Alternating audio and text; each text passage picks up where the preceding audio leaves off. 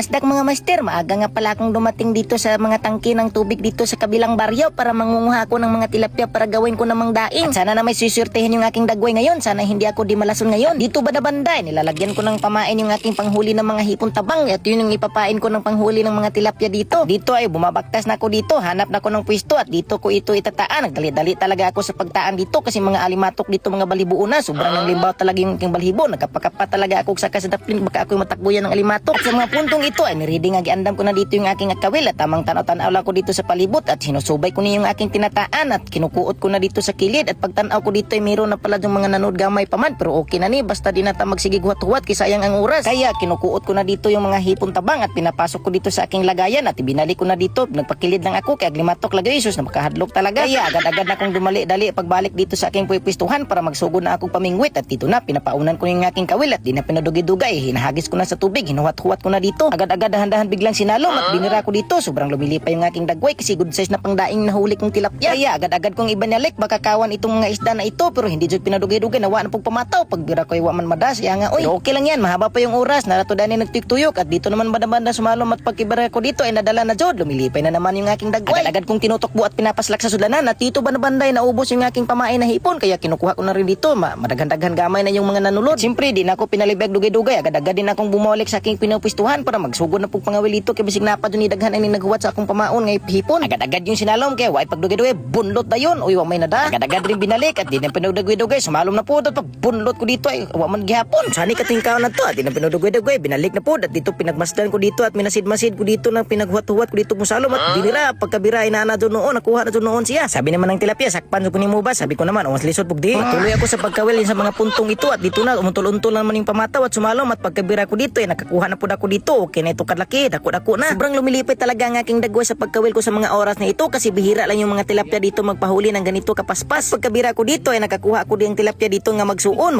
daw sila, naglambigit sila dito. Kaya sabi ng tilapyang malaki, ya ako lang yung kunin mo ya, wag mong apiling kunin yung kapatid kong maliit ya, marami pa yung pangarap sa buhay. Sabi ko naman hala mo, buday kaluoy ba puday, uy. Sabi naman ang maliit na tilapia mo, lagi ya, luoy kay kuya, uy nganong naman kus kasagbutan ni mong butang ya, kuha kuya, utsa kus tubig ya. Bitaw ya, salamat yan, iabot na ko sa tubig ya. Sige dong, ayo dong. At dito naman banda-banda, padayon ako dito sa pagpagawil at sumalom naman. Pagbira ko dito ay yes, nakakuha na po ako dito ng malaking-laking gamay na tilapia na po. Dumali-dali talaga ako sa pagpaon dito para masundan na naman agad-agad. Siyempre hindi pinadugay-dugay, agad bumako din pataw at sumalom at pagbunlot ko dito ay nakakuha na po. Sobra na talaga kayong lumilipay yung aking dagway sa mga oras na ito kasi yung mga nahuli kong tilapia ay sakto na kayo gawing daing. Simpuhan ko talaga yung kagatan ng mga tilapyang ito kasi minsan lang itong nagpapahuli ng ganito karami. Grabe talagang napaka-agresibo nilang kumagat sa aking pamain. Dito naman banda-banda pagkabira ko dito ay akala ko yung malaki na yun. Pagtanaw ko dito ay gamay pa man di ay. Umiyak na naman siya at nagsabi siya sa akin, ya pakawalan mo naman ako ya. Sabi ko naman, lakaw na, way problema na, lakaw na dayon. Sabi naman niya, salamat kayo ya ha. At dito naman banda-banda ay biglang sumalom yung aking pamato kaya binunlot ko na dito at pagkabunlot ko dito ay good size yung nahuli ko. Sure lang talaga yung pangdaing ko na tilapia nito. Kaya sa mga oras ito ay pinakiramdaman ko dito at binunlot at pagkabunlot ko dito ay maurod kadako no. Suri-suri pa talaga siya sa tubig una siya nagpakuha ako diri sa ibabaw. Tinatarong ko talaga dito sa pagunit para hindi jud siya makabuhi. At dito naman banda-banda ay nilalagyan ko ng tubig ng aking sudlanan dito kasi sigaw ng sigaw sila na nauuhaw daw sila pero yung isa dito ay lumayat. Akala siguro niya ay makatakas. Sinusunod ko siya nagbalik sa aking sudlanan. At sa mga oras ito ay padayon ako sa pagkawil-kawil dito at nagpahuli pa dyan yung mga tilapia dito. Grabe dyan napakasirok talaga ng mga tilapia sa mga oras na ito. At sa mga puntong ito samtang nagkawil-kawil ako ay may namataan akong kalabaw na naglakaw-lakaw dun sa ibabaw. Binabantayan ko talaga bakay kumanaog dito sa aking iniispatan matutugaw yung mga isda maglumba na nun sila panagan. At sumigaw yung kalabaw. Sabi ng kalabaw, huwag kang mag-alala dong kasi hindi ako kumanaog dong kasi nindot mo kong batasan dong limong ko para sa uban dong nga way batasan. Sabi ko naman, aw mo ba di ay? At dito banda-banda pagbunlot ko nakahuli ako ng malaki. Sobrang napakalami talagang tingnan. Nalilipay talaga yung aking dagway kasi giant tilapia ninyo nakuha ko. Napakaganda ng kulay kaya aking dagway yung umingisi talaga. At pagkabunlot ko na naman dito ay agad-agad na namang sinundan. Sa mga puntong ito ay hindi ko na talaga namalaya na hapit naman ding muawas yung aking sudlanan. Kisi-kisi talaga sila sa sobrang lipay. At dito naman banda-banda ay biglang nawala yung aking pamatok kaya pagbunlot ko dito ay napakagahi